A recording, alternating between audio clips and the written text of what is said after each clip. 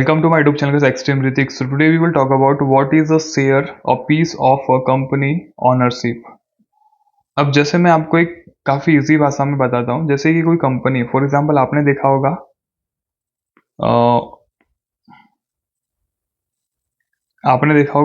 कोई भी यार। ओके, यहाँ पे अगर मैं कंपनी की बात करता हूँ, जैसे कि हमने बात किया टेस्ला की, ठीक है। अब आपको भी पता है एलन मस्क की जो टेस्ला कंपनी है, ठीक है। अब टेस्ला जो है ना, कार वार वगैरह जो भी है, इनके विमान वगैरह बनते रहते हैं, जो भी है। ओके,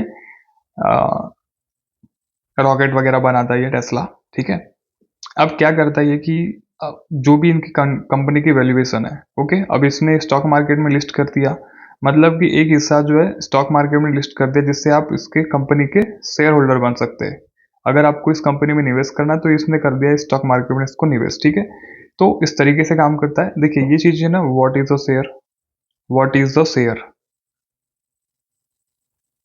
तो यहाँ से आपको पूरा डिटेल देखने को मिलेगा कि aspects of shares ownership stake, capital for companies, dividends and losses, right to vote, how they are trade, face fuel, etc.